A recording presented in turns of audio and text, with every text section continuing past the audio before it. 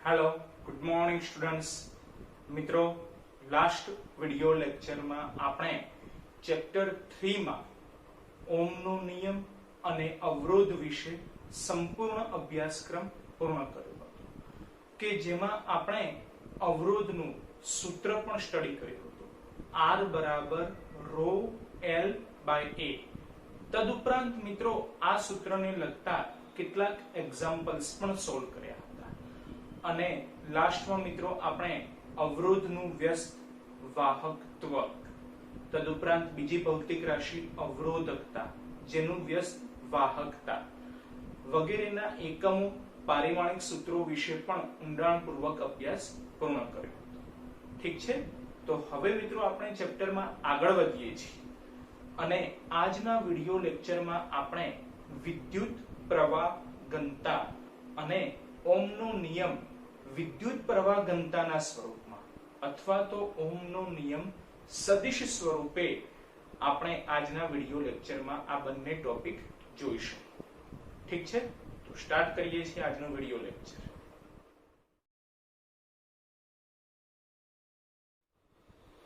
मित्रों सौ प्रथम आपणे जोईए छीए विद्युत प्रवाह घनता એટલે કે કરંટ ડેન્સિટી।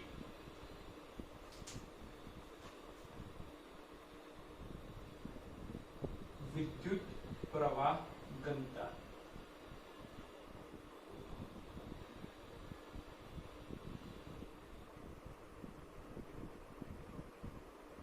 વિદ્યુત પ્રવાહ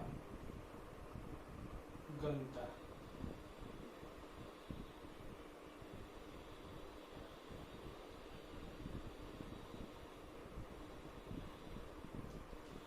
मित्रों सौ प्रथम तो क्वेश्चन ए थाय के विद्युत प्रवाह आपणी जोड़े आ भौतिक राशि छे तो हवे विद्युत प्रवाह घनता नामनी भौतिक राशिनी रिक्वायरमेंट शुं ऊभी तो ये जरा आपणे समजવાનો प्रयत्न करिए। तो मित्रों याद करो तो फर्स्ट लेक्चर में आपणे चर्चा करी हती के विद्युत प्रवाह केवी राशि छे, सदिश के अदिश।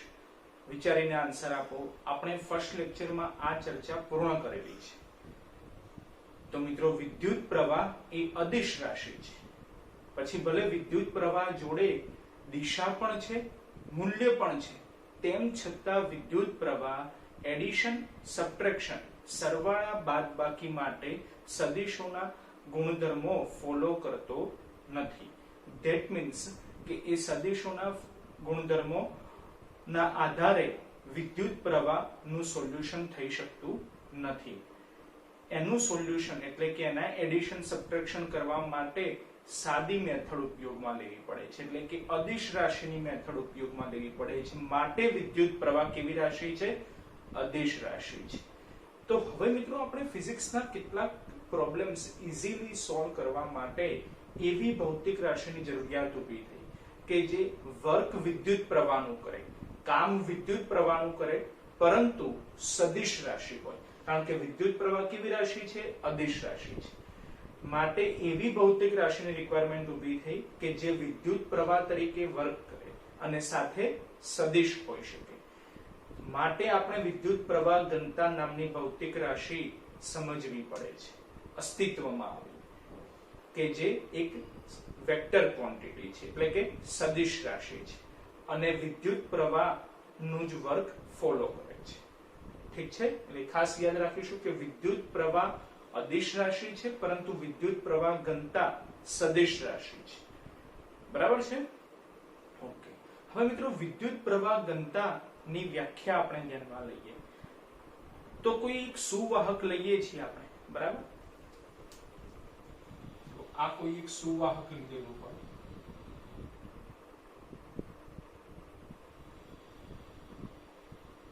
આ કોઈ એક સુવાહક તાર છે। આ સુવાહક તારમાંથી I જેટલો વિદ્યુત પ્રવાહ પસાર થાય છે। ધારો કે આ દિશામાં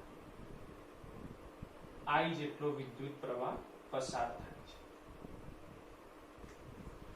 અને કોઈ એક બિંદુ પાસે એટલે કે સુવાહકનો આ જે તાર છે સુવાહક તાર એમાં આપણે કોઈ એક બિંદુ પાસે આડછેદ લઈએ છીએ આ રીતે। કોઈ એક આપણે આડછેદ લીધેલો છે, આ આડછેદનું ક્ષેત્રફળ ધારો કે a જેટલું છે, આડછેદનું ક્ષેત્રફળ કેટલું છે? a જેટલું છે, બરાબર?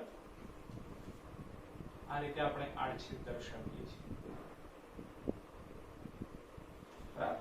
જે તમે ધ્યાનથી જુઓ તો ખ્યાલ આવે કે વિદ્યુત પ્રવાહની દિશાને લંબ છે, આ આડછેદ છે અને આ પ્રવાહ છે, બોલો બંને પરસ્પર લંબ થશે, રાઈટ? અને મિત્રો આપણને ખ્યાલ છે કે ક્ષેત્રફળ એ સદિશ રાશિ છે. હવે જો ક્ષેત્રફળ સદિશ રાશિ હોય તો ક્ષેત્રફળ સદિશ એટલે કે એને દર્શાવતું સદિશ કઈ દિશામાં ડ્રો કરાય?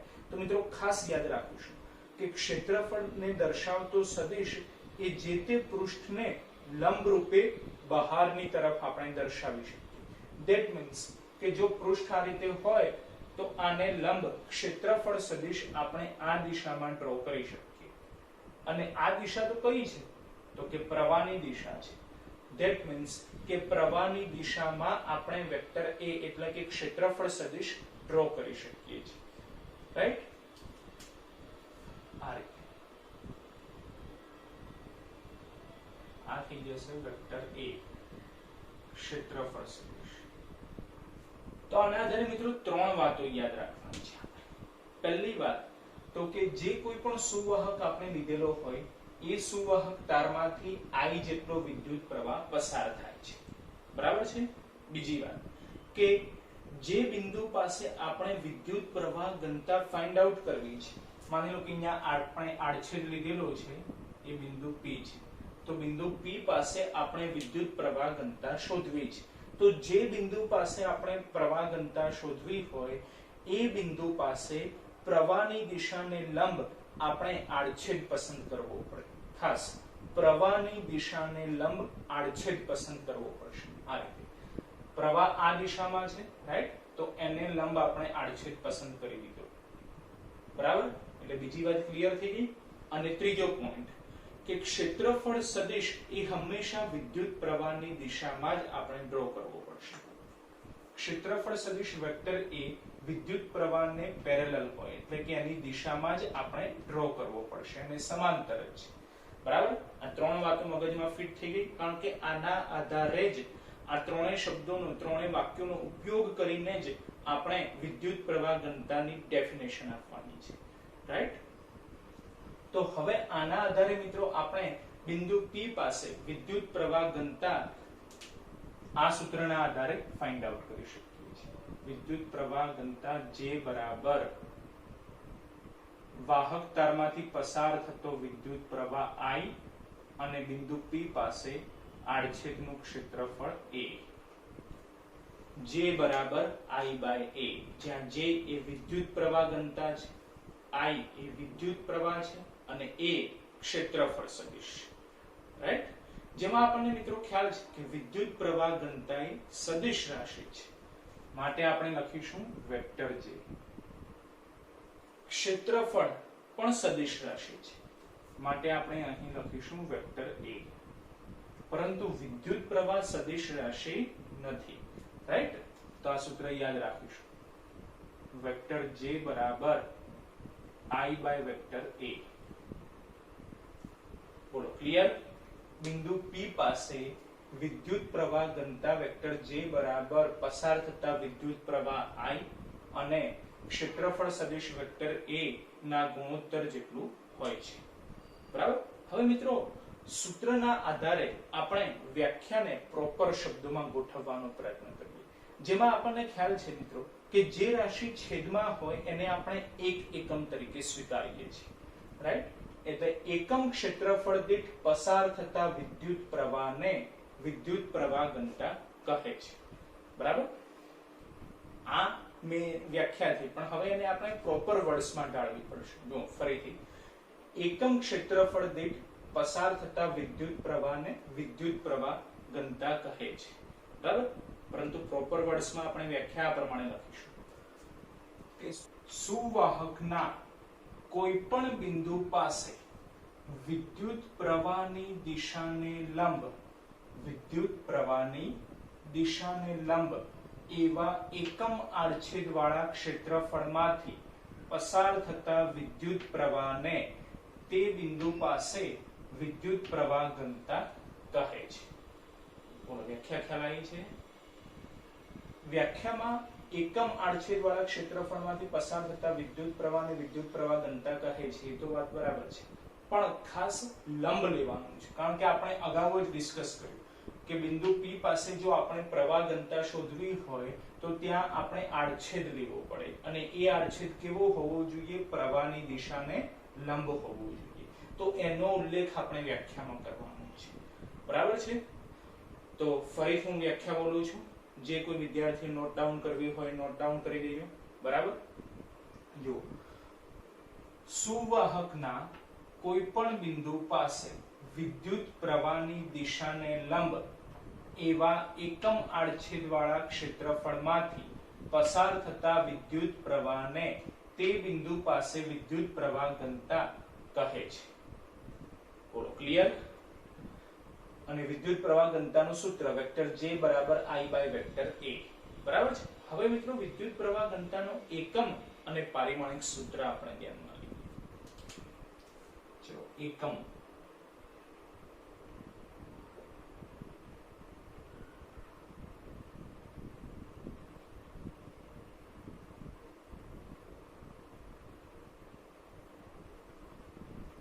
તો સૂત્રના આધારે આપણે એકમ આપી દઈએ. I બોલો શું છે? વિદ્યુત પ્રવાહ. બોલો વિદ્યુત પ્રવાહનું એકમ એમ્પિયર, અને A શું છે? ક્ષેત્રફળ. તો બોલો ક્ષેત્રફળનું એકમ મીટર સ્ક્વેર. તો વિદ્યુત પ્રવાહ ઘનતાનું એકમ શું થશે? એમ્પિયર પર મીટર સ્ક્વેર. રાઈટ? એમ્પિયર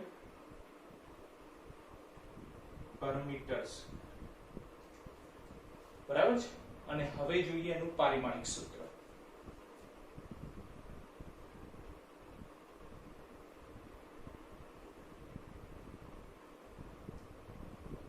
પારિમાણિક સૂત્ર.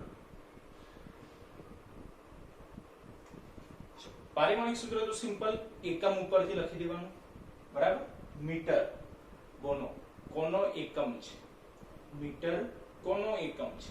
તો લંબાઈનો. બોલો લંબાઈનું પારિમાણિક સૂત્ર L થશે, તો L - 2 લખાશે.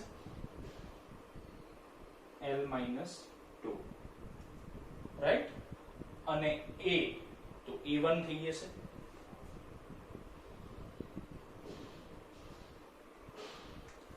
બરાબર છે?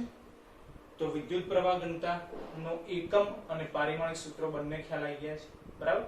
હવે મિત્રો આપણે કીધું કે વિદ્યુત પ્રવાહ ઘનતા એ સદિશ રાશિ છે, તો એની જોડે દિશા પણ હોય, મૂલ્ય પણ હોય.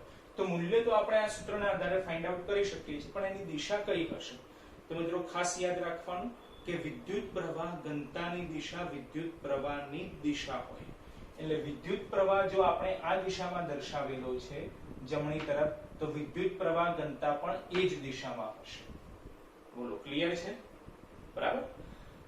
હવે મિત્રો કેટલીક વખત એવું પણ બની શકે છે કે આપણે આ જે આડછેદ દર્શાવેલો છે એ વિદ્યુત પ્રવાહની દિશાને લંબ દર્શાવેલો છે, પણ કેટલાક સંજોગોમાં એ લંબ ન હોય તો શું વિદ્યુત પ્રવાહ ઘનતા ડિફાઇન ન કરી શકાય? કરી શકાય. કેવી રીતે? એ જરા આપણે સમજવાનો પ્રયત્ન કરીએ છીએ. બરાબર? ધ્યાનથી જોજો. માની લઈએ કે વિદ્યુત પ્રવાહ આ દિશામાં ગતિ કરે છે.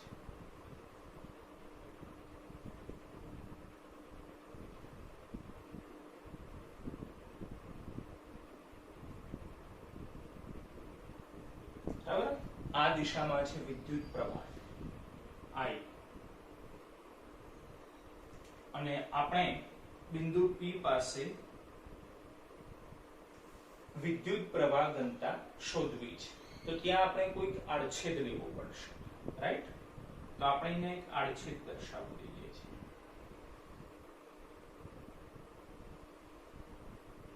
આડછેદ દર્શાવી દીધો. પણ બિંદુ P પાસે જો આપણે વિદ્યુત પ્રવાહ ઘનતા શોધવી હોય તો બિંદુ P પાસે આપણે એક્ઝેક્ટ સૂક્ષ્મ આડછેદ લેવો પડે, એટલે કે સૂક્ષ્મ ખંડ પસંદ કરવો પડે. તો એ પણ આપણે દર્શાવી દઈએ. બિંદુ P પાસે આપણે સૂક્ષ્મ આડછેદ દર્શાવી દઈએ છીએ. દેખાયું ચોરસ આપણે દોરેલું છે બિંદુ P પાસે જે સૂક્ષ્મ આડછેદ છે. બરાબર, સૂક્ષ્મને આપણે દર્શાવવા માટે આગળ ડેલ્ટા સિમ્બોલ લખીએ છીએ. બરાબર છે. તો આ જે સૂક્ષ્મ આડછેદ છે બિંદુ P પાસે એનું ક્ષેત્રફળ ધારો કે ડેલ્ટા વેક્ટર A છે. બરાબર છે, ડેલ્ટા વેક્ટર A.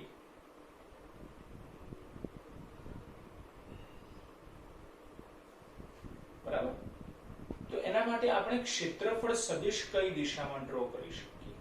તો અત્યારે તો મિત્રો આપણને ખ્યાલ આવે કે આ જે આપણે સૂક્ષ્મખંડ પસંદ કરેલો છે એ ધ્યાનથી જુઓ તો શું પ્રવાહની દિશાને લંબ છે? ફરીથી ક્વેશ્ચન છે કે આપણે આ જે બિંદુ P પાસે ડેલ્ટા વેક્ટર A ક્ષેત્રફળ સદિશ ધરાવતો સૂક્ષ્મખંડ પસંદ કરેલો છે, શું એ સૂક્ષ્મખંડ પ્રવાહની દિશાને લંબ છે કે નહીં? તો આ રીતે આપણે પૃષ્ઠ લીધેલું છે. બરાબર, એટલે કે સૂક્ષ્મખંડ પસંદ કરેલો છે, પ્રવાહ આ રીતે છે, તો હા બંને પરસ્પર લંબ છે. બરાબર છે, તો આ સૂત્ર આપણે ડાયરેક્ટ એપ્લાય કરી શકીએ છીએ, કોઈ ઇશ્યુ નથી. રાઈટ, પરંતુ સૂક્ષ્મખંડ છે. બરાબર, માટે આપણે ક્ષેત્રફળને ડેલ્ટા વેક્ટર A વડે દર્શાવીશું. રાઈટ, અને આ સૂક્ષ્મખંડમાંથી પસાર થતો વિદ્યુત પ્રવાહ પણ સૂક્ષ્મ હશે, જેને આપણે ડેલ્ટા I વડે દર્શાવીશું. રાઈટ, એટલે સૂક્ષ્મખંડમાંથી પસાર થતો વિદ્યુત પ્રવાહ ડેલ્ટા I અને સૂક્ષ્મખંડ માટે ક્ષેત્રફળ સદિશ ડેલ્ટા વેક્ટર A. હવે આ ડેલ્ટા વેક્ટર A એ કઈ દિશામાં હશે? તો આપણને ખ્યાલ છે કે પૃષ્ઠ સદિશ એટલે કે ક્ષેત્રફળ સદિશ હંમેશા પૃષ્ઠને લંબ રૂપે હોય, એટલે કે આ ડેલ્ટા વેક્ટર A થશે, જે તમે જોઈ શકો છો કે ડેલ્ટા વેક્ટર A અને I બંને એક સમાન દિશામાં છે. વેક્ટર A અને I બંને એક સમાન દિશામાં છે. બોલો ક્લિયર? પરંતુ આ જે સૂક્ષ્મખંડ છે એ પ્રવાહની દિશાને લંબ છે, માટે આપણે આ સૂત્ર ડાયરેક્ટ એપ્લાય કરી શકીએ છીએ. પણ સૂક્ષ્મખંડ માટે છે એટલે વિદ્યુત પ્રવાહ સૂક્ષ્મ લખીશું ડેલ્ટા I, ક્ષેત્રફળ સદિશ પણ સૂક્ષ્મ લખીશું ડેલ્ટા વેક્ટર A. રાઈટ, તો સૂત્ર આ પ્રમાણે થઈ જશે. બિંદુ P પાસે એટલે કે સૂક્ષ્મખંડ પાસે વિદ્યુત પ્રવાહ ઘનતા, તો એ પણ સૂક્ષ્મ હશે. રાઈટ, જેને આપણે સરેરાશ વિદ્યુત પ્રવાહ ઘનતા વેક્ટર J વડે લખીએ છીએ. સરેરાશ વિદ્યુત પ્રવાહ ઘનતા વેક્ટર J વડે લખીએ છીએ. તો વેક્ટર J બરાબર સૂક્ષ્મખંડ પાસે વિદ્યુત પ્રવાહ એટલે કે ડેલ્ટા I, સૂક્ષ્મખંડ માટે ક્ષેત્રફળ સદિશ એટલે કે ડેલ્ટા વેક્ટર A. બરાબર, આ સરેરાશ વિદ્યુત પ્રવાહ ઘનતા છે. પરંતુ બિંદુ P પાસે તત્કાલીન વિદ્યુત પ્રવાહ ઘનતા મેળવવી હોય તો આપણે શું કરવું પડશે? એટલે કે લિમિટ એપ્લાય કરવી પડશે. રાઈટ, સરેરાશ ઉપરથી તત્કાલીનમાં જવા માટે શું કરવું પડે? લિમિટ એપ્લાય કરવી પડે. બરાબર, તો લિમિટ એપ્લાય થશે એટલે બિંદુ P પાસે આપણને વિદ્યુત પ્રવાહ ઘનતા વેક્ટર J મળી જશે કે વેક્ટર J બરાબર limit delta A delta vector A tends to 0 delta I by delta vector A.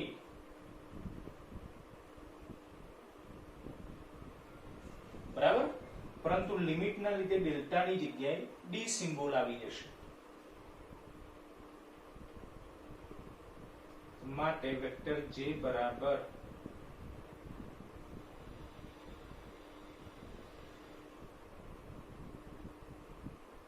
di by dA. બરાબર, આના ઉપરથી આપણે di ને કરતા બનાવો.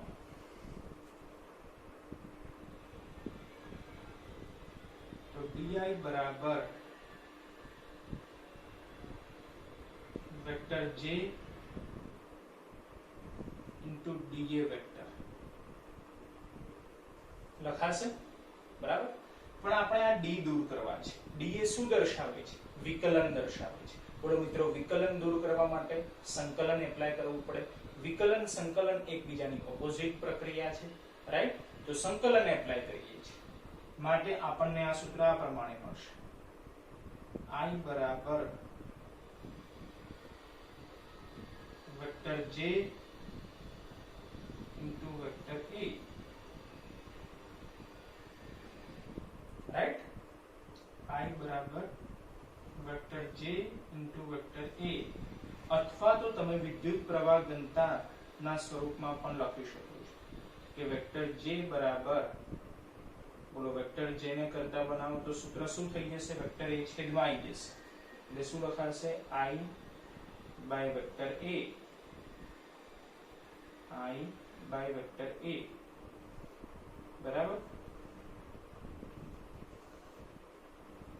તો વિદ્યુત પ્રવાહ ઘનતાના સ્વરૂપમાં ખાસ યાદ રાખવાનું છે કે J બરાબર I બાય A, જેમાં J પ્રવાહ ઘનતા છે, સદિશ રાશિ, A ક્ષેત્રફળ સદિશ છે, સદિશ રાશિ. બોલો ક્લિયર થઈ ગયું છે વિદ્યુત પ્રવાહ ઘનતા? બરાબર છે. પરંતુ આ પહેલો કિસ્સો હતો, કેસ 1, કે જેમાં આપણે એવું ધ્યાનમાં લીધું હતું કે જે આડછેદ છે એ પ્રવાહની દિશાને લંબ છે, બરાબર છે. પરંતુ હવે પ્રવાહની દિશાને લંબ ન હોય તો શું પ્રોબ્લેમ ઊભો થાય છે એનું સોલ્યુશન આપણે કરવાનું છે, બરાબર છે.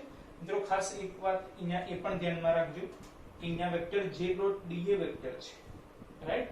તો આપણને ખ્યાલ છે કે બે સદિશો વચ્ચે જો ડોટ ગુણાકાર આવે અને એનું મૂલ્ય લખવું હોય તો આપણે cos θ સૂત્ર એપ્લાય કરવું પડે, right? Vector A dot vector B બરાબર AB cos θ, ક્રોસ ગુણાકાર આવે તો sin θ લખાય. યાદ છે ને ધોરણ 11, બરાબર? તેમાં થીટા એ શું છે? તો J અને A વચ્ચેનો ખૂણો છે, રાઈટ? J અને A વચ્ચેનો ખૂણો. તો તમે જોઈ શકો છો કે J ની દિશા કઈ હોય? તો શરૂઆતમાં જ આપણે અહીંયા ડિસ્કસ કરેલું કે J ની દિશા પ્રવાહની દિશા જ હોય. તો પ્રવાહની દિશા આ છે, તો J ની દિશા પણ આ થઈ. ક્ષેત્રફળ સદિશની દિશા પણ આ છે. તો બોલો એંગલ કયો બને? એંગલ કયો બને? 0 ડિગ્રી. બોલો cos 0 ની વેલ્યુ 1 થાય, cos 0 ની વેલ્યુ 1 થાય. માટે અહીંયા આપણે cos θ નો ઉલ્લેખ કરેલો નથી, એ ખાસ યાદ રાખવાનું છે, બરાબર છે. પરંતુ હવે બીજો કિસ્સો કે જેમાં આપણે આ આડછેદ એક ક્ષેત્રફળને લંબ ન હોય એ રીતે વિચારીએ છીએ, બરાબર? તો કેવી રીતે વિદ્યુત પ્રવાહ ઘનતા સોલ્વ થાય છે એ જરા ધ્યાનમાં લઈએ છીએ, બરાબર? કેસ 2,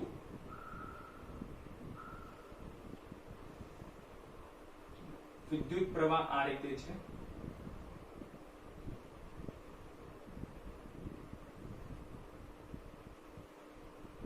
આ દિશામાં છે વિદ્યુત પ્રવાહ,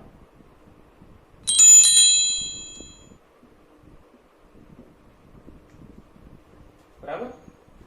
અને આડછેદ આપણે આ રીતે લઈએ છીએ, આ રીતે આડછેદ છે, બરાબર? જે તમે આરામથી જોઈ શકો છો કે વિદ્યુત પ્રવાહને લંબ નથી. જો લંબ હોય તો આ રીતે હોત, પણ આ તો આ રીતે છે, તો આ લંબ કહેવાય? ન કહેવાય. એટલે વિદ્યુત પ્રવાહને લંબ નથી.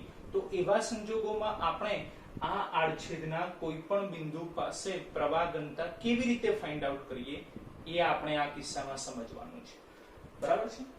તો ધારો કે બિંદુ P પાસે આપણે પ્રવાહ ઘનતા શોધવી છે. તો જ્યાં આપણે પ્રવાહ ઘનતા શોધવી હોય ત્યાં સૂક્ષ્મ ખંડ એટલે કે સૂક્ષ્મ આડછેદ લેવો પડે, રાઈટ? તો અહીંયા આપણે કોઈ એક સૂક્ષ્મ આડછેદ લઈ લઈએ છીએ, બરાબર? ચોરસ દેખાયું દરેકને? બિંદુ P પાસે ચોરસ, એ આપણે સૂક્ષ્મ આડછેદ લીધેલો છે, બરાબર? જે તમે જોઈ શકો છો કે પ્રવાહને લંબ નથી, બરાબર? તો હવે બિંદુ P પાસે આપણે જે સૂક્ષ્મ આડછેદ પસંદ કરેલો છે એના આધારે ક્ષેત્રફળ સદિશ ડ્રો કરવો પડે. ક્ષેત્રફળ સદિશ હંમેશા પૃષ્ઠને લંબ રૂપે હોય. તો પૃષ્ઠ આ રીતે છે, ધ્યાનથી જોજો, પૃષ્ઠ આ રીતે છે, તો ક્ષેત્રફળ સદિશ આ રીતે મળશે, રાઈટ? અને લંબ એટલે કે આ રીતે મળશે. આ થશે ક્ષેત્રફળ સદિશ એટલે કે વેક્ટર A, જેને આપણે ડેલ્ટા વેક્ટર A વડે દર્શાવીશું. ડેલ્ટા વેક્ટર A, બરાબર? કારણ કે સૂક્ષ્મ ખંડ છે માટે આપણે એને ડેલ્ટા વેક્ટર A વડે દર્શાવીશું, બરાબર? તો હવે બિંદુ P પાસે આપણે પ્રવાહ ઘનતા શોધવી હોય તો આપણે આના આધારે એ નક્કી કરવું પડે કે જે ક્ષેત્રફળ સદિશ ડ્રો કરીએ છીએ એ પ્રવાહની દિશામાં હોવો જોઈએ, પ્રવાહની દિશામાં હોવો જોઈએ, પણ ક્ષેત્રફળ સદિશ પ્રવાહની દિશામાં નથી. બરાબર, તો હવે શું કરવું પડશે? તો આ તો ક્ષેત્રફળ સદિશ છે. શું છે? સદિશ છે. મિત્રો, અગાઉના ધોરણમાં ધોરણ 11 માં આપણે ભણી ગયેલા છીએ કે જે કોઈ પણ સદિશ xy ડિરેક્શનમાં ન હોય એવા સદિશોના ઘટકો પાડવા પડે. શું કરવું પડે? ઘટકો પાડવા પડે. માટે ડેલ્ટા વેક્ટર a ના આપણે ઘટકો પાડવા પડશે. રાઈટ? તો ડેલ્ટા વેક્ટર a ના આપણે બે ઘટકો પાડી દઈએ છીએ. એક ઘટક x અક્ષની દિશામાં ડેલ્ટા વેક્ટર a પરિણામી સદિશ બને અને ધોરણ 11 ના ચેપ્ટર નંબર 4 ના આધારે સદિશોના સરવાળા માટેની ત્રિકોણની રીત ફોલો થાય, તેના આધારે આપણે આ પરિણામી સદિશ બને તે રીતે ડેલ્ટા વેક્ટર a ના બે ઘટકો પાડીએ છીએ. રાઈટ? તો પહેલો ઘટક એ આ દિશામાં મળશે જે x ડિરેક્શનમાં છે. બરાબર છે? અને બીજો ઘટક એ આ દિશામાં મળશે જે y ડિરેક્શનમાં છે. બરાબર? ક્લિયર? આ x ડિરેક્શનનો પહેલો ઘટક છે, આ y ડિરેક્શનનો બીજો ઘટક છે અને ડેલ્ટા વેક્ટર a આ પરિણામી સદિશ છે. બરાબર? માની લો કે આ ખૂણો થીટા છે, તો આ ઘટક કયો લખાશે? ડેલ્ટા વેક્ટર a નો થીટાની પાસેનો ઘટક, એટલે કે delta a cos theta. Right? અને આ ઘટક લખવું હોય તો આ ઘટક કયો લખાશે? થીટાની સામેનો ઘટક, એટલે કે ડેલ્ટા a sin થીટા. બરાબર છે? તો હવે ક્વેશ્ચન એ થાય કે ડેલ્ટા a cos થીટા અને ડેલ્ટા a sin થીટા બે ઘટકો મળી ગયા ક્ષેત્રફળ સદિશના. બેમાંથી કયો ઘટક ગણતરીમાં લેવો? તો આપણે તો આગળ શું ડિસ્કસ કર્યું કે ડેલ્ટા વેક્ટર a i ની દિશામાં જ હોવો જોઈએ. રાઈટ? તો ડેલ્ટા વેક્ટર a i ની દિશામાં ન હતો તો એના આપણે બે ઘટકો પાડે. તો બે ઘટકોમાંથી એક ઘટક એવો મળશે જ, બે ઘટકોમાંથી એક ઘટક એવો મળશે જ કે જે પ્રવાહની દિશામાં હોય અને એ ઘટક આપણે ગણતરીમાં લેવો પડે. તો એ ઘટક કયો છે? cos theta. જુઓ, ડેલ્ટા a cos થીટા અને પ્રવાહ એક સરખી દિશામાં છે, માટે ડેલ્ટા a cos થીટા ઘટક આપણે ગણતરીમાં લેવો પડે. બરાબર છે? તો બિંદુ P પાસે વિદ્યુત પ્રવાહ ઘનતા, સરેરાશ વિદ્યુત પ્રવાહ ઘનતા મળશે. તો વેક્ટર J બરાબર સૂક્ષ્મખંડ છે. બિંદુ P કેવું છે? સૂક્ષ્મખંડ છે. તો એમાંથી પસાર થતો વિદ્યુત પ્રવાહ પણ સૂક્ષ્મ હોઈ શકે, એટલે કે delta I by delta vector a નહીં લખાય, પરંતુ ડેલ્ટા વેક્ટર a નો I ની દિશામાંનો ઘટક જે થશે ડેલ્ટા a cos થીટા લખાશે. Delta a cos theta. Right? હવે આ ડેલ્ટા દૂર કરવા છે, જેના આધારે આપણે સરેરાશ પણ દૂર થઈ જશે. સરેરાશ પણ દૂર થશે એટલે કે બિંદુ P પાસે એક્ઝેક્ટ આપણે વિદ્યુત પ્રવાહ ઘનતા શોધવી હોય તો શું કરવું પડશે? કે લિમિટ એપ્લાય કરવી પડશે. રાઈટ? તો માટે vector J equal to limit apply કરીએ છીએ, એટલે limit delta a tends to 0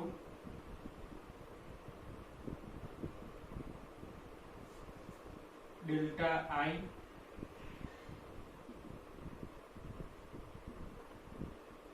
by delta a cos theta.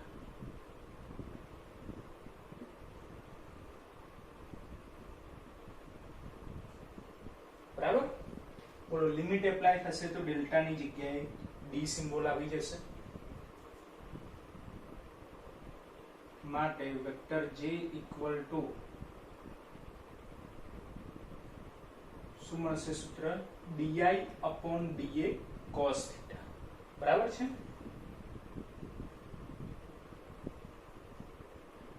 di upon da cos theta. જેમાંથી આપણે ડીઆઈ ને કરતા બનાવીએ.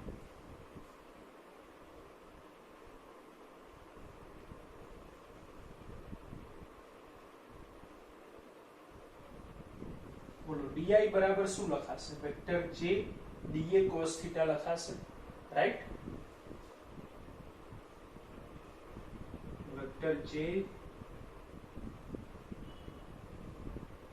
ડીએ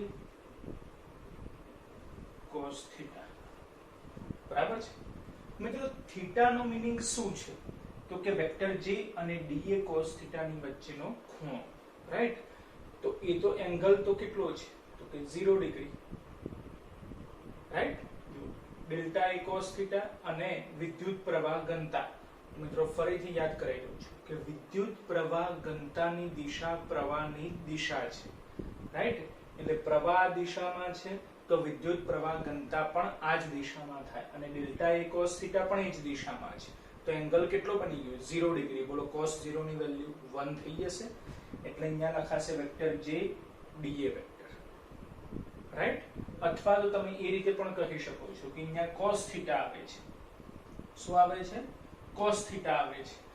તો એને આપણે સદિશ સ્વરૂપે લખવું હોય તો શું લખાશે? વેક્ટર જે ડોટ ડીએ વેક્ટર લખાશે, રાઈટ? જેનું મૂલ્ય શું લખી શકાય? જે ડીએ cos થીટા, બરાબર છે?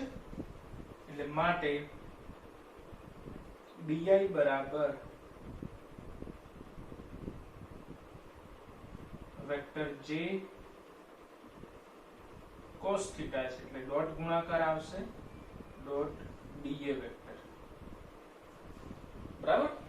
આગળ જ આપણે વાતચીત કરેલી કે ડોટ ગુણાકાર તો cos થીટા, ક્રોસ ગુણાકાર તો sin થીટા. એટલે અહીંયા cos થીટા છે તો ડોટ ગુણાકાર આવશે, બરાબર છે?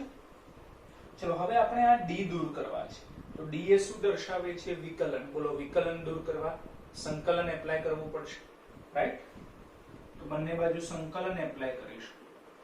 તો સંકલન વિકલન એકબીજાની ઓપોઝિટ પ્રક્રિયા છે. તો સૂત્ર આપણને શું મળશે? તો કે I બરાબર વેક્ટર જે ડોટ વેક્ટર એ. I બરાબર વેક્ટર જે ડોટ વેક્ટર એ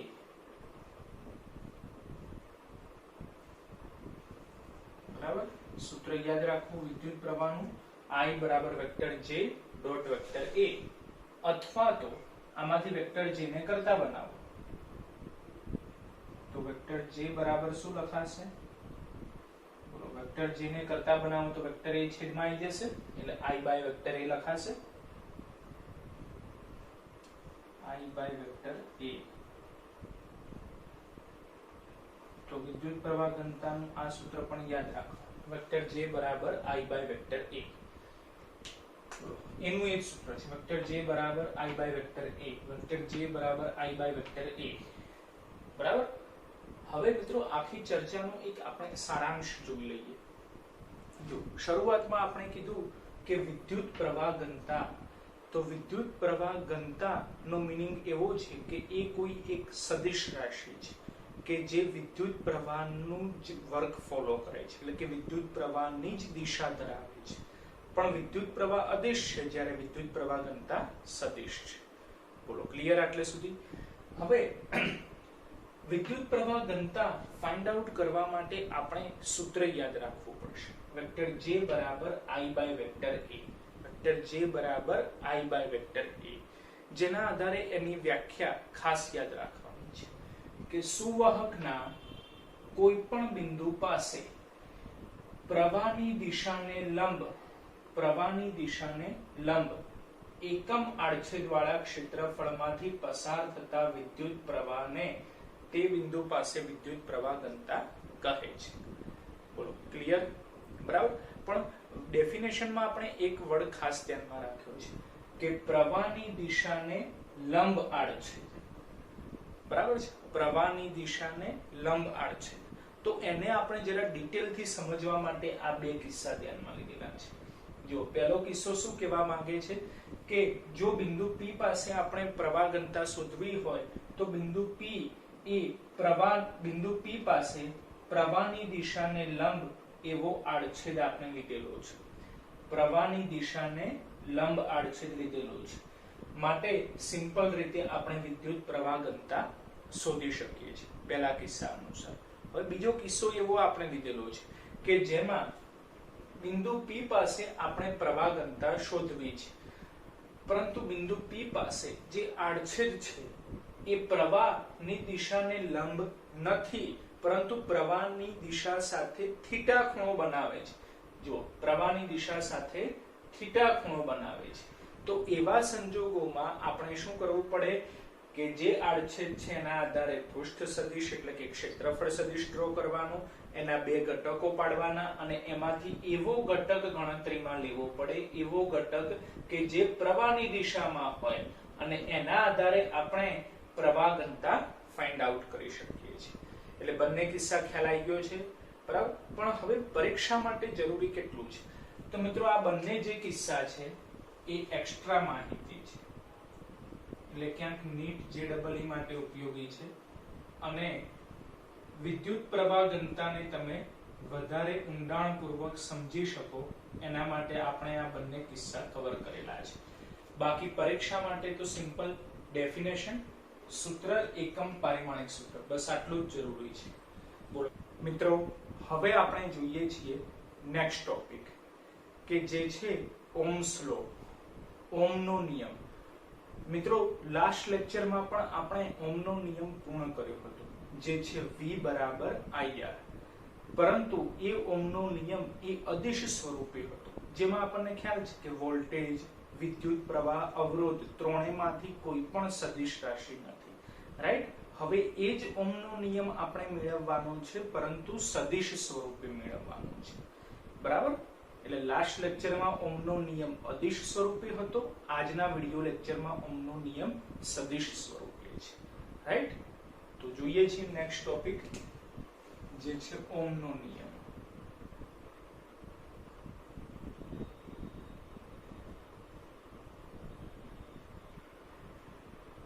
ઓહ્મનો નિયમ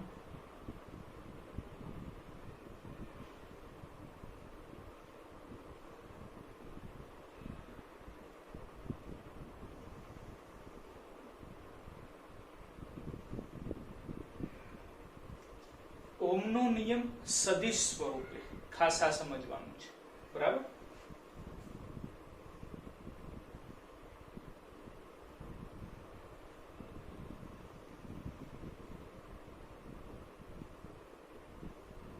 સદિશ સ્વરૂપે, જેના માટે આપણે વિદ્યુત પ્રવાહ ઘનતાનું જે સૂત્ર જોઈ ગયા, વેક્ટર J બરાબર I બાય વેક્ટર A, આ સૂત્રનો ઉપયોગ કરવો પડશે, બરાબર છે. તો મિત્રો ઓહ્મનો નિયમ સદિશ સ્વરૂપે સમજવા માટે આપણે પહેલા ઓહ્મનો નિયમ અદિશ સ્વરૂપે યાદ કરીએ, જે આપણે લાસ્ટ લેક્ચરમાં પૂર્ણ કર્યો હતો, જેમાં આપણને ખ્યાલ છે કે કોઈ એક વાહક તાર લીધેલો હોય તો એ વાહક તારના બંને છેડા વચ્ચે મળતો વિદ્યુત સ્થિતિમાનનો તફાવત V એ વાહક તારમાંથી પસાર થતા વિદ્યુત પ્રવાહ I ના સમપ્રમાણમાં હોય છે, એટલે કે V ચલે છે I માટે સૂત્ર મળી ગયું V બરાબર IR. તો એ સૂત્રનો આપણે ઉપયોગ કરીએ છીએ, રાઈટ.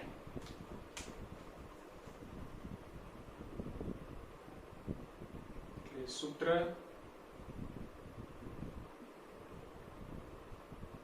V બરાબર IR માં હવે મિત્રો જરા સેકન્ડ ચેપ્ટર યાદ કરીએ. તો સેકન્ડ ચેપ્ટરમાં આપણે વોલ્ટેજ અને વિદ્યુત ક્ષેત્ર વચ્ચેનું રિલેશન ભણી ગયેલા છે. વિદ્યુત સ્થિતિમાનનો તફાવત V અને વિદ્યુત ક્ષેત્ર E વચ્ચેનો સંબંધ V બરાબર ED. યાદ કરો સૂત્ર V બરાબર ED, જ્યાં D એ શું છે? અંતર છે. તો અત્યારે આપણે અંતર એ લંબાઈના સંદર્ભમાં લખીએ છીએ. તો સૂત્ર શું લખાશે? V બરાબર EL લખાશે, રાઈટ. એટલે આ સૂત્રમાં V બરાબર EL અને અવરોધનું સૂત્ર પણ આપણે લાસ્ટ લેક્ચરમાં મેળવેલું છે. બોલો શું મેળવેલું? અવરોધનું સૂત્ર R બરાબર ρ L બાય A. R બરાબર ρ L બાય A મુકતા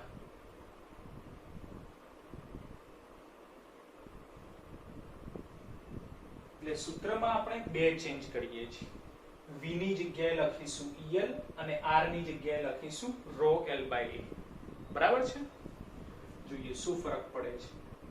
માટે v ની જગ્યાએ લખો el બરાબર im ના એમ રહેશે, r ની જગ્યાએ લખો rho l by a. બરાબર છે? બોલો બંને બાજુથી l કેન્સલ થઈ જશે. બરાબર? હવે જુઓ ધ્યાનથી i by a. બોલો i by a કોનું સૂત્ર છે?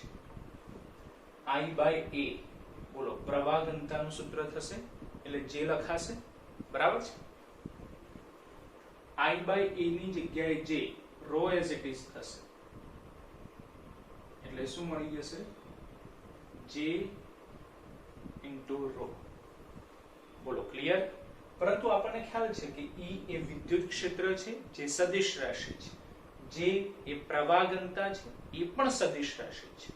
તો સૂત્ર આ પ્રમાણે લખાશે. વેક્ટર ફોર્મમાં આપણે લખીએ તો વેક્ટર E બરાબર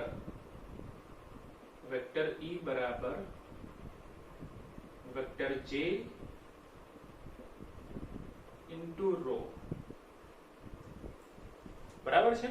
પરંતુ રો એ શું છે? તો યાદ કરો, લાસ્ટ લેક્ચરમાં આપણે રો એટલે કે અવરોધકતા વિશે ભણી ગયેલા, જેમાં આપણને ખ્યાલ છે કે અવરોધકતાનું વ્યસ્ત બોલો શું થશે? વાહકતા, જેનું સૂત્ર શું થાય? સિગ્મા બરાબર 1 upon rho. રાઈટ? તો રો બરાબર શું લખાય? 1 upon સિગ્મા લખાય. બરાબર છે? પરંતુ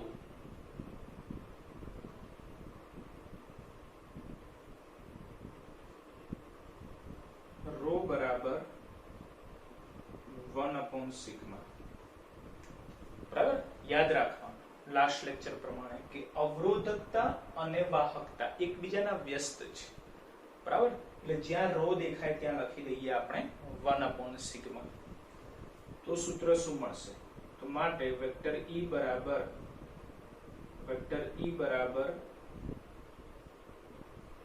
વેક્ટર J રો ની જગ્યાએ લખી કાઢીએ 1 upon સિગ્મા. રાઈટ? તો હવે J ને કરતા બનાવો તો J બરાબર શું લખાય? સિગ્મા E લખાશે. બરાબર? therefore વેક્ટર J બરાબર સિગ્મા વેક્ટર E.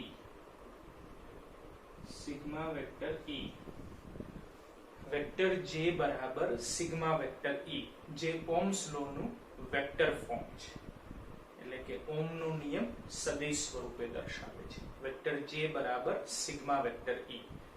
રાઈટ?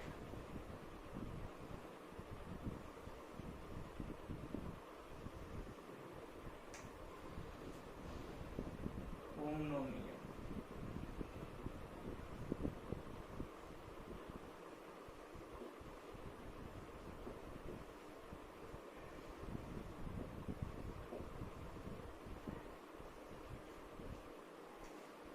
બરાબર?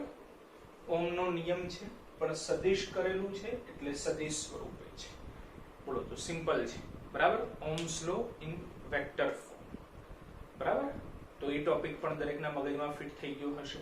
બરાબર? સિમ્પલ સૂત્ર J બરાબર સિગ્મા E લાવવાનું છે, પણ એના માટે 3 સૂત્રો આપણે યાદ રાખવાના છે કે V બરાબર EL, R બરાબર rho L by A, વચ્ચે પ્રવાહ ઘનતાનો ઉપયોગ કરવાનો છે કે J બરાબર I by A, અને યાદ રાખવાનું છે કે અવરોધકતા અને વાહકતા એકબીજાના વ્યસ્ત હોય છે, જેના આધારે Ohm's law in vector form આપણને મળશે J બરાબર સિગ્મા E, એટલે કે વેક્ટર J બરાબર સિગ્મા વેક્ટર E.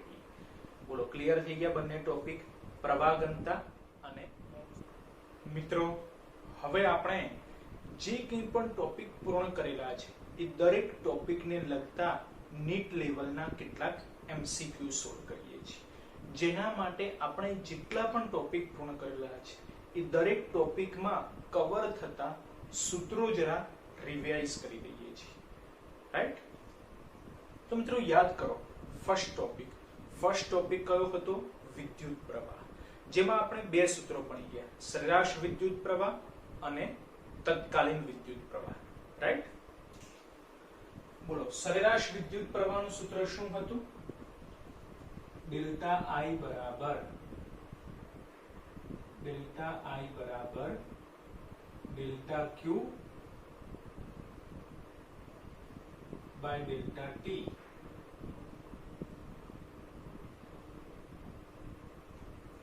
બરાબર?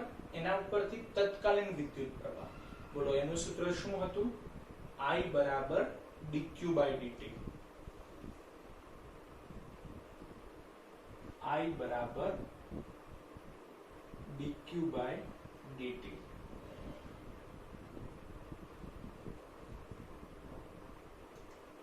બરાબર? પછી યાદ કરીએ સેકન્ડ લેક્ચર, કે જેમાં આપણે સેકન્ડ ટોપિક પૂર્ણ કર્યો હતો, ઓહ્મ્સ લો, જે છે V બરાબર IR. ઓહ્મ્સ લો, V બરાબર IR.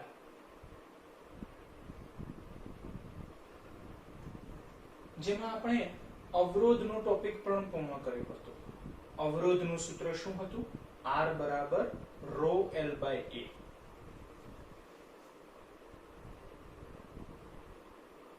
R બરાબર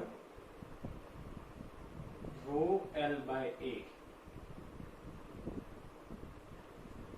પછી વાહકત્વ, અવરોધનું વ્યસ્ત, જેને વાહકત્વ કહે છે, એટલે કે G બરાબર 1/R.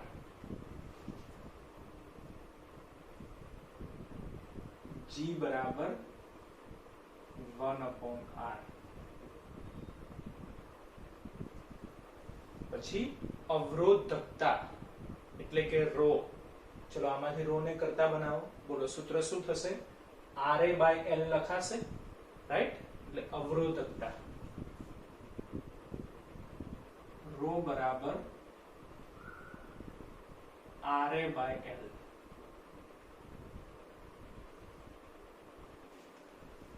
પછી વાહકતા, વાહકતા શું છે? અવરોધકતાનું વ્યસ્ત છે, એટલે સિગ્મા બરાબર 1/ρ. સિગ્મા બરાબર 1/ρ. Right? Third lecture, that means કે આજના વિડિયો લેક્ચરમાં આપણે શું ભણ્યા? તો પ્રવાહ ઘનતા. બોલો એનું સૂત્ર શું છે? J બરાબર I બાય A. બરાબર? J બરાબર I બાય A. જેમાં J વેક્ટર ફોર્મમાં આવશે, A પણ વેક્ટર ફોર્મમાં આવશે.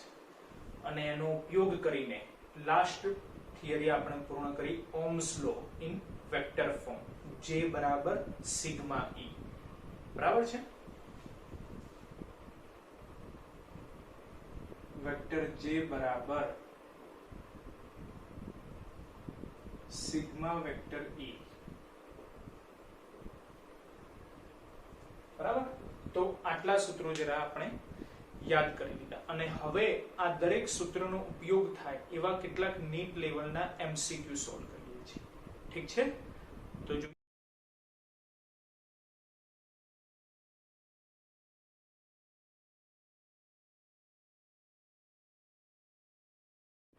મિત્રો, ફર્સ્ટ MCQ ની રકમ તમે જુઓ તો તમને ખ્યાલ આવશે કે લંબાઈનું મૂલ્ય આપેલું છે 15 મીટર, એટલે આપણે લખ્યું છે L બરાબર 15 મીટર.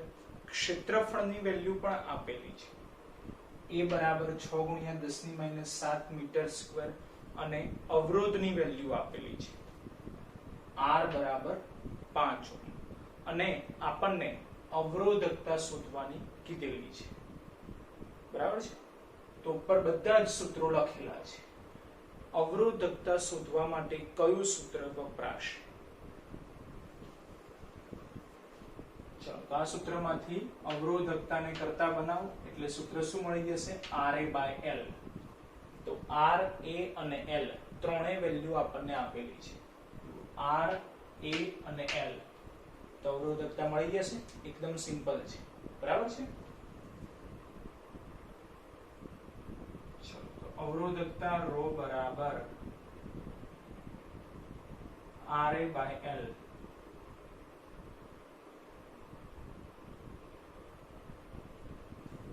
બોલો R કેટલા છે તો 5. A કેટલા છે તો 6 ગુણ્યા 10 ની -7 ઘાત. L ની વેલ્યુ કેટલી છે તો 15.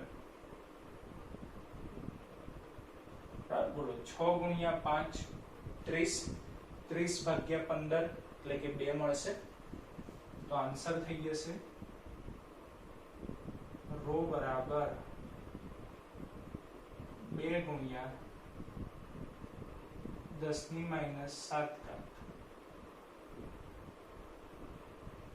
બરાબર. બોલો અવરોધકતાનું એકમ ઓમ ઇન્ટુ મીટર. ઓમ ઇન્ટુ મીટર. બોલો ક્લિયર છે? એકદમ સિમ્પલ છે. બરાબર છે મિત્રો. હવે આપણે જોઈએ છીએ એમસીક્યુ નંબર 2.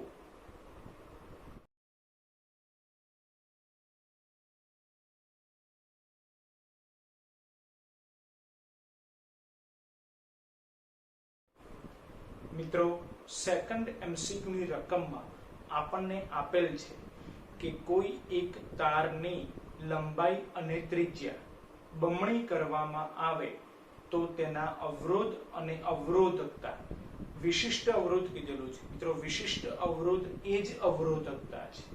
એટલે અવરોધ અને અવરોધકતામાં શું ચેન્જ આવે એ આપણે ફાઇન્ડ આઉટ કરવાનું છે. રાઈટ. તો ધારો કે તારની લંબાઈ શરૂઆતમાં L જેટલી છે એટલે L1 બરાબર L લખી દીધા. ત્રિજ્યા R જેટલી છે એટલે R1 બરાબર R લખી દીધા. અને અવરોધ R જેટલો છે એટલે R1 બરાબર R લખી દીધા. રાઈટ. હવે એની લંબાઈમાં વધારો કરવામાં આવે છે એટલે કે લંબાઈ બમણી કરવામાં આવે, ત્રિજ્યા બમણી કરવામાં આવે. એટલે નવી લંબાઈ L2 બરાબર બમણી એટલે 2L લખાશે. નવી ત્રિજ્યા R2 એ બમણી એટલે કે 2R લખાશે. તો મળતો નવો અવરોધ જેને આપણે R2 કહી દઈએ એ આપણે શોધવાનું છે. અને રો એટલે કે અવરોધકતા આપણે ફાઇન્ડ આઉટ કરવાની છે. રાઈટ. તો મિત્રો સિમ્પલ છે કે અવરોધકતા શું છે તો મટીરીયલ છે. તો હવે જે તાર શરૂઆતમાં છે એ જ તાર અંતમાં પણ છે. ધેટ મીન્સ કે તારની લંબાઈ શરૂઆતમાં L હતી, હવે એની લંબાઈ ખેંચીને વધારીએ છીએ એટલે લંબાઈ વધારવાની છે 2L જેટલી. ત્રિજ્યા શરૂઆતમાં R જેટલી હતી, ત્રિજ્યા પણ વધારીએ છીએ 2R જેટલી. એટલે તાર એનો એ જ છે રકમ પ્રમાણે. તાર બદલાતો નથી. તો તાર નથી બદલાતો તેનું મટીરીયલ પણ ન બદલાય. મટીરીયલ પણ ન બદલાય ધેટ મીન્સ કે એના અવરોધકતામાં, વિશિષ્ટ અવરોધમાં કોઈ ચેન્જ ના આવે. તો ત્યાં જ આપણને નક્કી થઈ જાય કે રો એઝ ઇટ ઇઝ રહેશે. રોમાં કોઈ ચેન્જ આવશે નહીં. એટલે કે વિશિષ્ટ અવરોધ, અવરોધકતા અચળ રહેશે. બરાબર છે. તો હવે ફક્ત R2 ફાઇન્ડ આઉટ કરવાના રહ્યા. બોલો ક્લિયર છે? તો હવે અવરોધ શોધવો છે. તો અવરોધ શોધવા માટેનું સૂત્ર તો જુઓ ઉપર બધા જ સૂત્રો લખેલા છે. જો કયું સૂત્ર સેટ થઈ શકશે તો R બરાબર રો L બાય A. બરાબર છે. ચલો સોલ્યુશન ધ્યાન આપજો. અવરોધ R બરાબર રો L બાય A. પણ આપણને ત્રિજ્યા આપેલી છે. તેનું મીનિંગ શું થયું કે A એટલે કે ક્ષેત્રફળની જગ્યાએ આપણે આડછેદનું ક્ષેત્રફળ લેવું પડે. આડછેદ કેવો હોય? વર્તુળાકાર હોય. રાઈટ. જુઓ આ રીતે તમે તાર ધ્યાનમાં લો.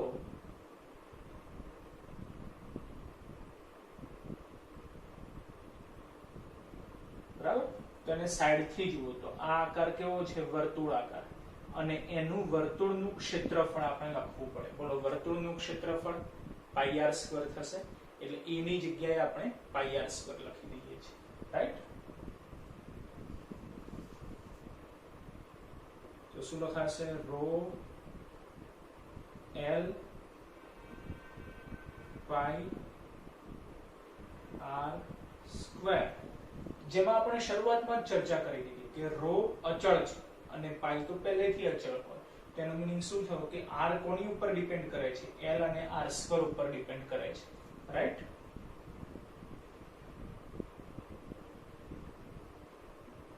તો r ચલે છે, l/r² લખાશે, રાઈટ? એટલે અવરોધ એ l ના સમપ્રમાણમાં છે જ્યારે r² ના વ્યસ્ત પ્રમાણમાં છે, બરાબર? તો હવે આનો ઉપયોગ કરવાનો છે અને આપણે r2 ફાઇન્ડ આઉટ કરવાના છે, બરાબર? માટે r2/r1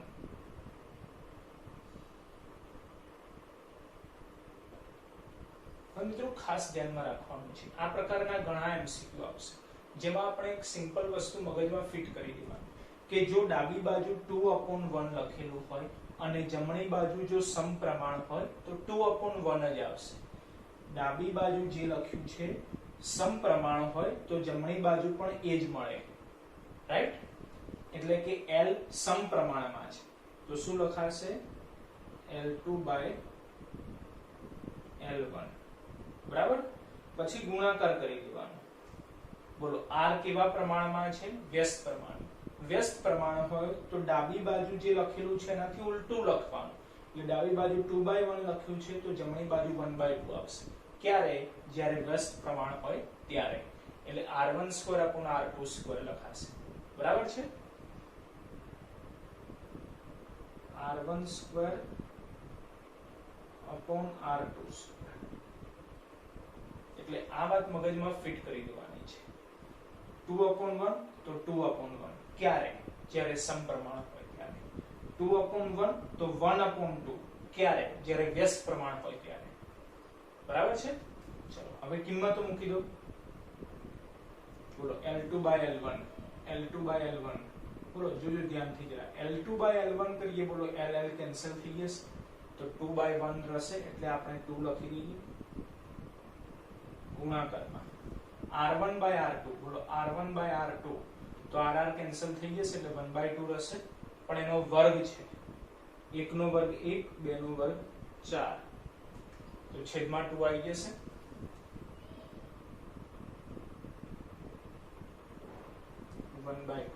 આપણે શું શોધવાના છે? r2. ધેટ મીન્સ કે r1 સામે જશે પણ r1 ની કિંમત r છે, રાઈટ? તો r2 આપણને મળી ગયા r/2. એટલે મળતો નવો અવરોધ શરૂઆતના અવરોધ કરતા 2 ભાગ જેટલો થઈ જાય, એટલે કે અડધો થઈ જશે. શરૂઆતનો અવરોધ r જેટલો હોય તો મળતો નવો અવરોધ તેનાથી અડધો થઈ જશે, r/2 જેટલો. બોલો ક્લિયર છે? બરાબર મિત્રો, હવે આપણે જોઈએ છીએ MCQ નંબર 3.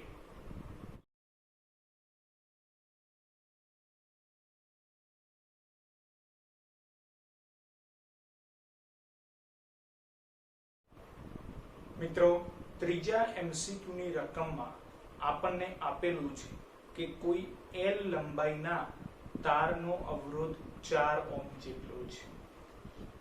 લંબાઈ L, અવરોધ R 4 ઓહ્મ જેટલો છે. હવે એ તારની લંબાઈ બમણી કરવામાં આવે ત્યારે મળતો નવો અવરોધ ફાઇન્ડ આઉટ કરવાનો છે. તારની લંબાઈ બમણી કરીએ 2L જેટલી ત્યારે મળતો નવો અવરોધ R' જેટલો છે, જે આપણે શોધવાનો છે. મિત્રો યાદ કરો તો આ ટાઈપના દાખલા આપણે લાસ્ટ લેક્ચરમાં સોલ્વ કરેલા છે, બરાબર? જેના આધારે આપણે એક શોર્ટકટ સૂત્ર લીધું હતું, R' = n²R. યાદ આવે છે? લાસ્ટ વિડિયો લેક્ચરમાં આપણે આ સૂત્ર ધ્યાનમાં લીધું હતું, બરાબર?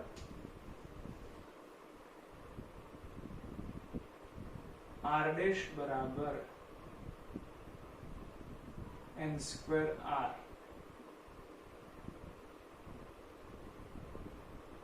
જ્યાં ખાસ યાદ રાખવાનું કે n ની મીનિંગ શું છે કે n એટલે કે અંતિમ લંબાઈ, બરાબર? તો અંતિમ લંબાઈ કેટલા ગણી કરેલી છે? તો કે 2 ગણી, એટલે લખાશે 2². અને r ની વેલ્યુ કેટલી છે? તો 4 ઓહ્મ. એટલે આન્સર આવી ગયો 16 ઓહ્મ. બરાબર, એક જ સ્ટેપનો દાખલો છે. ફક્ત સૂત્ર મગજમાં ફિટ કરવાનું છે, r ડેશ બરાબર n² r. પણ આ સૂત્ર ક્યારે વાપરી શકાય? જ્યારે લંબાઈમાં કોઈ ફેરફાર થતો હોય ત્યારે. બરાબર, કારણ કે n નો મીનિંગ અંતિમ લંબાઈ છે. બરાબર, ઠીક છે મિત્રો. જોઈએ છીએ નેક્સ્ટ MCQ નંબર 4.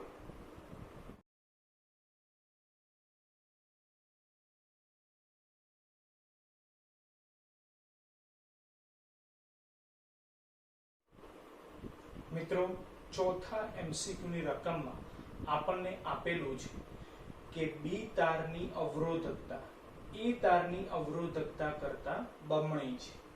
બરાબર, એટલે લખી શકાય રો બી બરાબર 2 રો એ. બી તારની અવરોધકતા એ તારની અવરોધકતા કરતા બમણી છે. એટલે શું લખાય? Rho B equal to 2 rho A. તે જ રીતે વ્યાસ માટે સંબંધ આપેલો છે કે બી તારનો વ્યાસ એ તારના વ્યાસ કરતા બમણો છે. બરાબર, બી તારનો વ્યાસ એ તારના વ્યાસ કરતા બમણો છે. ધેટ મીન્સ કે db ઇક્વલ ટુ 2da. બરાબર, અને આગળ આપેલું છે કે બંને તાર માટે અવરોધ સમાન છે. એટલે ra ઇક્વલ ટુ rb કહી શકાય. રાઈટ, તો બંને તાર માટે લંબાઈનો ગુણોત્તર LB upon LA find out કરવાના છે. બોલો, ક્લિયર છે? બરાબર, ચાલો. તો હવે મિત્રો જુઓ, તો R રો D એટલે કે વ્યાસ અને L આપેલ છે. તો આ દરેકને સાંકળતું સૂત્ર આપણે ઉપર સૂત્રો લખેલા છે, એમાંથી કયું સૂત્ર સેટ થઈ શકે એ આપણે નક્કી કરવાનું છે. બરાબર છે? તો સિમ્પલ ખ્યાલ આવી જાય કે આપણે અવરોધકતાનું સૂત્ર એપ્લાય કરીશું. રો બરાબર RA/L. બરાબર, પણ એમાં તમને કીધેલું છે કે RA અને RB બંને કેવા છે? સરખા છે. માટે R એ અચળ રહેશે, કોન્સ્ટન્ટ રહેશે, એ રાશિ બદલાશે નહીં. તો આપણે એવું જ ધ્યાનમાં લેવાનું છે કે અવરોધકતા કોની ઉપર ડિપેન્ડ કરે છે? તો અવરોધ ઉપર ડિપેન્ડ કરતી નથી, કારણ કે બંને તાર માટે અવરોધ કેવો છે? એક સરખો છે. રાઈટ, જેના આધારે મિત્રો આપણે આ પ્રમાણે લખી શકીએ કે અવરોધકતા રો ચલે છે A/L. રાઈટ, બરાબર, કારણ કે R બંને માટે એક સમાન છે, એટલે કે અચળ છે, એટલે એ ન લઈ શકાય. બરાબર, કોની ઉપર ડિપેન્ડ કરે છે? તો જે રાશિ બદલાય છે. બરાબર, જેમાંથી L આપણે ફાઇન્ડ આઉટ કરવાના છે. રો આપેલા છે, બરાબર, પણ એ આપેલા નથી. તો એ શું છે? ક્ષેત્રફળ છે. તો ફરીથી મિત્રો આપણે આ MCQ માટે જે રીતે વાતચીત કરી કે ત્રિજ્યા આપેલ હતી તો આપણે ક્ષેત્રફળ લીધું πr². બરાબર, એ જ વસ્તુ કે વ્યાસ આપેલ છે તો ક્ષેત્રફળ આપણે πr² જ લેવાશે. પરંતુ r બરાબર d/2 લખાય, ત્રિજ્યા બરાબર વ્યાસ ભાગ્યા 2, r બરાબર d/2. બરાબર છે? એટલે એની જગ્યાએ લખીશું આપણે, પેલા તો રો ચલે છે એની જગ્યાએ πr² પરંતુ r² છેદમાં L. બરાબર છે? હજી એક સ્ટેપ જોઈ લઈએ. એમાં પાઈ તો અચળ છે એટલે લખવાની જરૂર નથી, એટલે રો ચલે છે, પાઈ તો આવશે જ નહીં કારણ કે અચળ છે. બરાબર છે?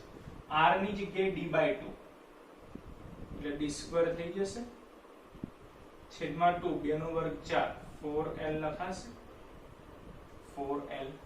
તો 4 પણ અચળ થઈ ગયા. બરાબર, જેના આધારે આપણે ફાઇનલી એવું લખી શકીએ કે રો ચલે છે d²/L. રાઈટ, બરાબર. હવે આપણે શું શોધવાનું છે? L શોધવાના છે. તો L ને કરતા બનાવો તો શું થઈ જશે? L ચલે છે d²/ρ. આ રીતે થઈ જશે. L ચલે છે d²/ρ. અને હવે LB upon LA એપ્લાય કરીએ. LB अपॉन एल ए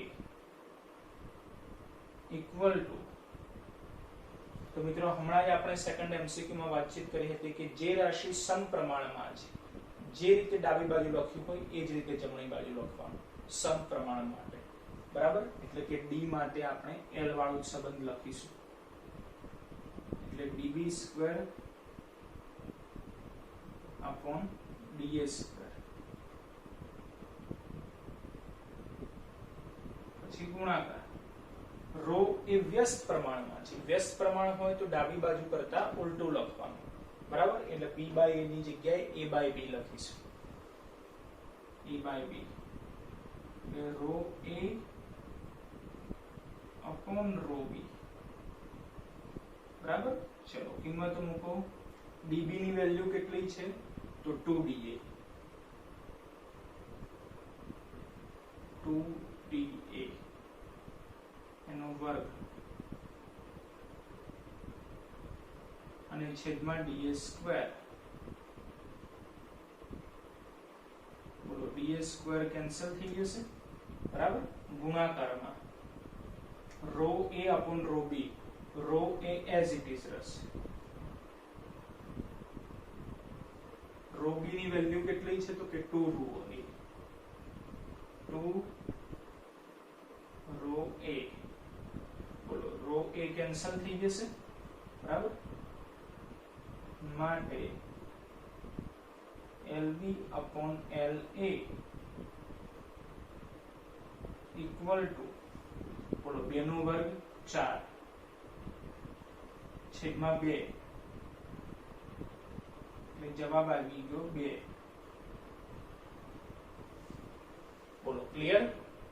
સિમ્પલ છે, બરાબર? પણ ખાલી થોડું લોજિક એપ્લાય કરવાનું છે, બરાબર છે મિત્રો? હવે આપણે જોઈએ છીએ નેક્સ્ટ એમસીક્યુ નંબર 5.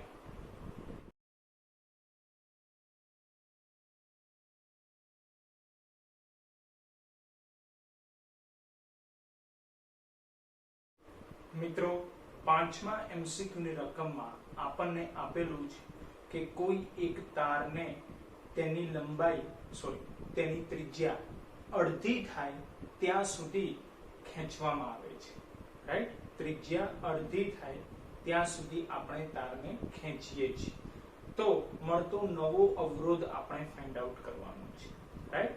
જો ધારો કે શરૂઆતમાં તારની ત્રિજ્યા r1 એટલે કે r જેટલી છે, બરાબર?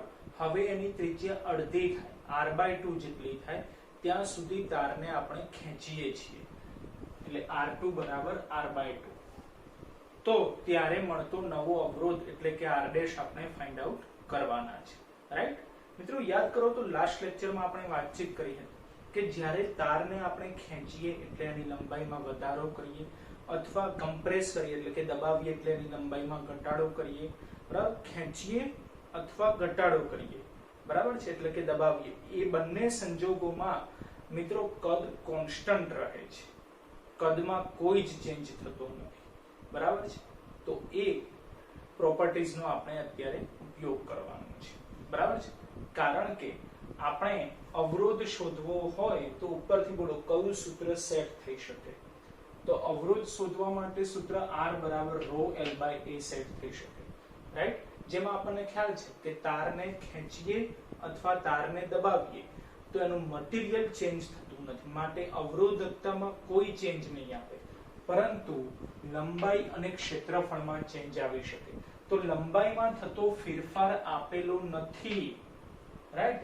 લંબાઈમાં થતો ફેરફાર આપેલો નથી, માટે આપણે સૌપ્રથમ લંબાઈમાં થતો ફેરફાર લાવવો પડશે, બરાબર છે?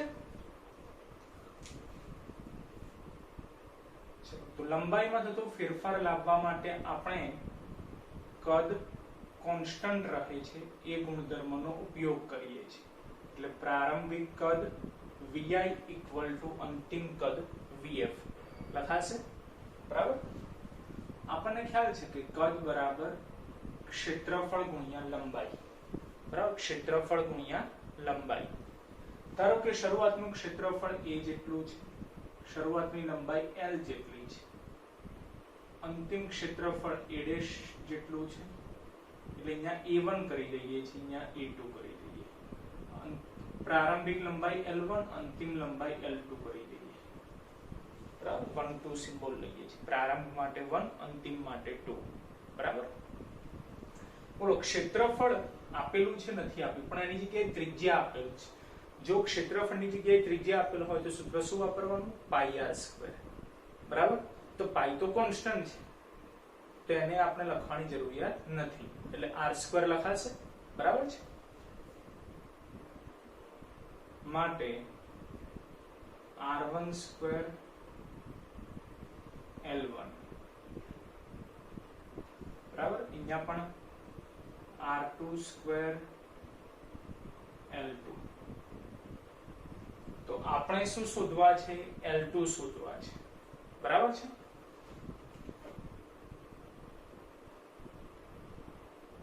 તો L2 બરાબર, બોલો શું લખાશે? r2 સ્ક્વેર છેદમાં આવી જશે, એટલે r1 square upon r2 square, અને L1 ને અહીંયા લઈ લઈએ છીએ. બરાબર.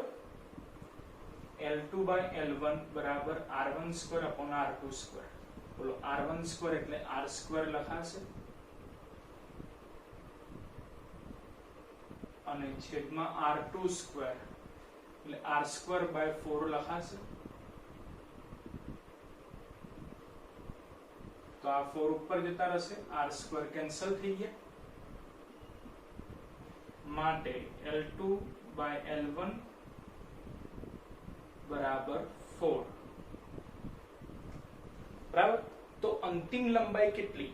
L2 બરાબર 4L1 લખાશે. બરાબર. L2 બરાબર 4L1. ચલો, અંતિમ લંબાઈ મળી ગઈ. કે અંતિમ લંબાઈ પ્રારંભિક લંબાઈ કરતા 4 ગણી કરવામાં આવે છે, તો મળતો નવો અવરોધ શોધો. બરાબર છે. જો અંતિમ લંબાઈ 4 ગણી કરી દઈએ તો મળતો નવો અવરોધ શોધો. તો હવે આપણે આ સૂત્ર વાપરી શકીએ. બરાબર છે. તો r ડેશ બરાબર n square r, n square એટલે શું લખાશે?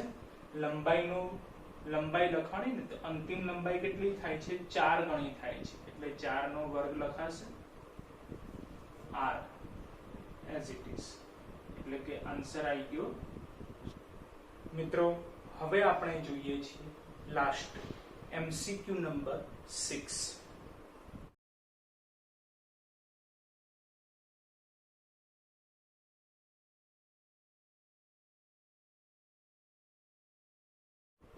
મિત્રો, છઠ્ઠા MCQ ની રકમમાં આપણને આપેલું છે કે કોઈ એક તારનો વ્યાસ d જેટલો છે, અને એનો વ્યાસ અડધો ન થાય ત્યાં સુધી આપણે એ તારને ખેંચીએ છીએ. એટલે મૂળ વ્યાસ d જેટલો, અને એ તારને ખેંચીને તેનો વ્યાસ d/2 જેટલો બનાવવામાં આવે છે. બરાબર છે. તારનો મૂળ અવરોધ 10 ઓહ્મ જેટલો છે, તો d/2 વ્યાસે તેનો નવો અવરોધ ફાઇન્ડ આઉટ કરવાનો છે. બરાબર છે. અવરોધ શોધવાનું છે, તો સૂત્ર એક સેટ થશે, r બરાબર ρl/a. પણ લંબાઈમાં શું ચેન્જ થાય છે એ ચેન્જ આપેલો નથી. બરાબર છે. તો આપણે લંબાઈમાં થતો ફેરફાર શોધવો પડે, ત્યારે જ આપણે આ n2r વાળું સૂત્ર લખી શકીએ, વાપરી શકીએ. રાઈટ. જે વસ્તુ આપણે અહીંયા સોલ્વ કરી એ જ વસ્તુ અહીંયા કરવાની છે, પરંતુ અહીંયા ત્રિજ્યાનું રિલેશન આપ્યું હતું, એની જગ્યાએ અહીંયા વ્યાસનું રિલેશન આપેલું છે. બરાબર છે. ઓકે.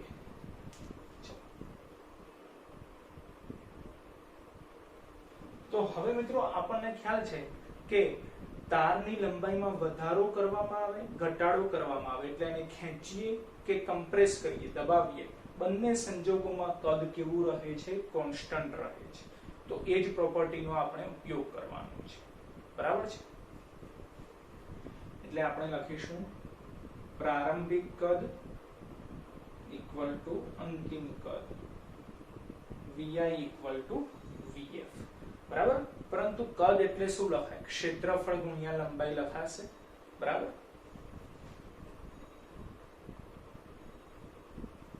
ક્ષેત્રફળ ગુણ્યા લંબાઈ. પ્રારંભિક ક્ષેત્રફળ a1, લંબાઈ l1, અંતિમ ક્ષેત્રફળ a2, લંબાઈ l2. બરાબર. પણ ક્ષેત્રફળ નથી આપેલ, એની જગ્યાએ વ્યાસ આપેલું છે. તો ક્ષેત્રફળનું સૂત્ર જ્યારે વ્યાસ આપેલ હોય ત્યારે શું વાપરવાનું કે ક્ષેત્રફળ બરાબર પાઈ આર સ્ક્વેર. એમાં પાઈ તો કોન્સ્ટન્ટ રહેવાનો છે, બંને બાજુથી કેન્સલ થઈ જવાનો છે. બરાબર છે, એટલે એનો કોઈ સવાલ નથી. આર આપેલ નથી તો આર બરાબર શું વાપરવાનું? d/2 વાપરવાનું. રાઈટ. ચલો, એટલે r1 સ્ક્વેર l1, તો r ની જગ્યાએ d/2 લખો તો શું લખાય? d1 સ્ક્વેર by 4 લખાશે into l1 બરાબર d2 square by 4 into l2.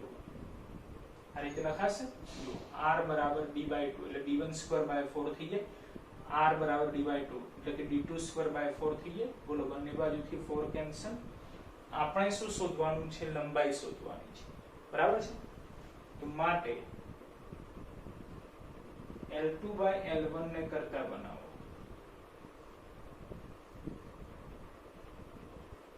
L2 by L1 તો D1 by D2 થઈ જશે.